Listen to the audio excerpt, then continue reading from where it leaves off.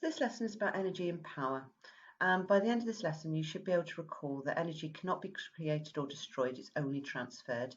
You should be able to describe energy transfers in different domestic appliances.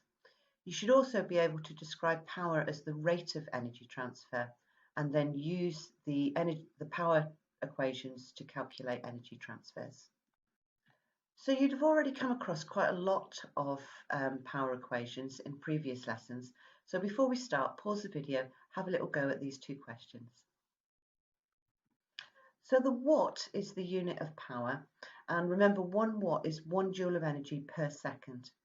And also the fact that power is actually the rate at which energy is transferred. So the quicker that it transfers energy, the more powerful the device. And again, these are equations that you would have come across already. And what I'd like you to do now is pause the video, make sure you've got those equations written down because you will need to refer to them later on. So the first thing we're going to look at is energy transferred. And whenever an electrical device is plugged into the mains, then electrical energy is going to be transferred into that device. And if we know the voltage and the current, then we can use the equation of power to work out the power of any device. And it's important here to remember the units. So power is measured in watts, current is measured in amps, and potential difference, or voltage, is actually measured in volts. Now the energy transferred is in power is, remember that 1 watt is 1 joule of energy transferred per second. So if we want to find out the total amount of energy that's transferred by any device, then we need to use the equation that the electrical energy equals the power times the time that it was on for. And again, the units are really important here. So electrical energy, as all energy, is measured in joules. Power again is measured in watts, and the time in this case is always in seconds. So remember to watch out for those units that you may need to change into seconds. So this is a typical kind of exam question that uses those two equations. And this is one about a washing machine. It's got a power rating of 500 watts. It operates for 60 minutes with the mains electricity, which you should know is 230 volts. And they've asked you to calculate firstly the current that it operates at, and then the total amount of energy that's transferred by the washing machine whilst it's on. Pause the video now, have a little go using the two equations, and I'll come back and show you the answer. Okay, so the first equation that we need to use to answer that question is the voltage and the current. So if we write down that equation, we have power equals potential difference times current.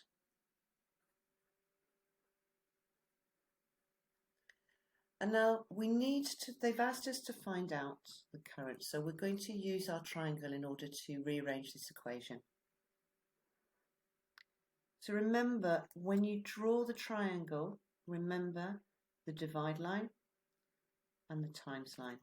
Potential difference times current means it goes in here.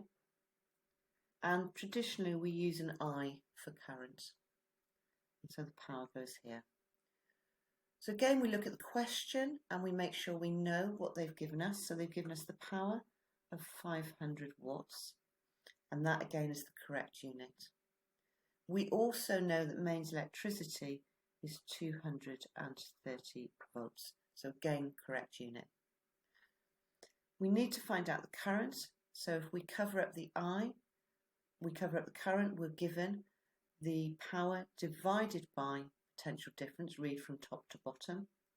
So the current equals the power divided by potential difference. So we get 500 divided by 230, and we're going to round that up to give us 2.2 amps. And so that's the answer to the first question. So the second question they asked us was to find out how much energy was transferred. So for that one, we're going to use the equation energy equals the power times time. And again, we look at what they gave us. They gave us the power of 500 watts, so that's the correct unit. But they gave us the time as 60 minutes. And we have to go to seconds for this. So we know that there are 60 seconds in every minute. So if we times this by 60, then we get our seconds, which is 3,600 seconds. And all we do is times those two together to give us a total of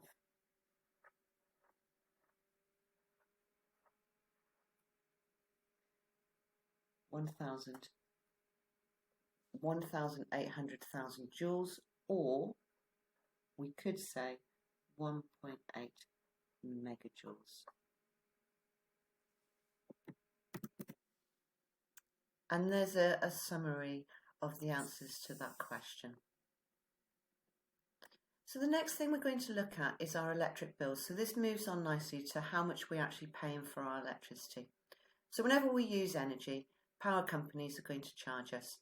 Now they charge us in something called a kilowatt hour. So they charge us per kilowatt hour.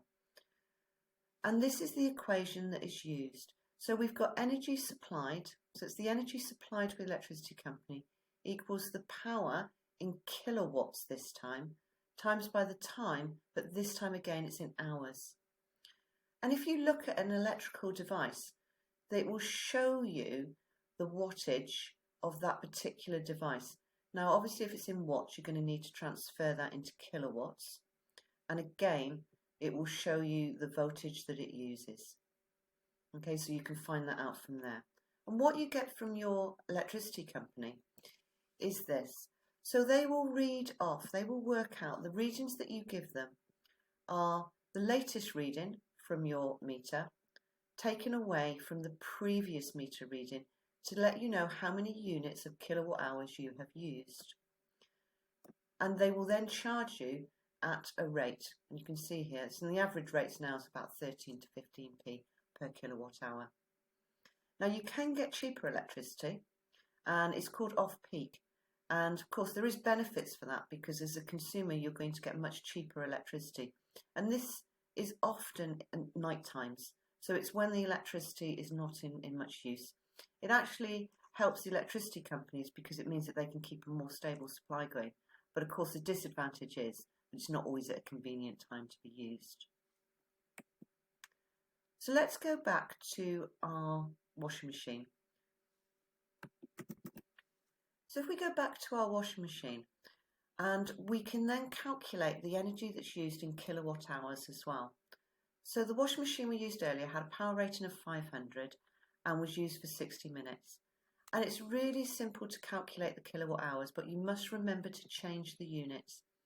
So 500 watts you need to divide by 1,000. Remember, a kilowatt is 1,000, and that gives you 0.5 kilowatts. The 60 minutes needs to go into an hour. So anything that's in minutes needs to go into hours, and then it's just a case of times in. So it's 0.5 times 1 hour gives us 0.5 kilowatt hours, and that's how much energy in kilowatt hours our washing machine used. So hopefully you now have an understanding of energy and power. You hopefully can describe the energy transfers in different domestic appliances. You now know that the power is the rate of energy transferred, and you can use those calculations to look at energy transfers and how we're billed as well.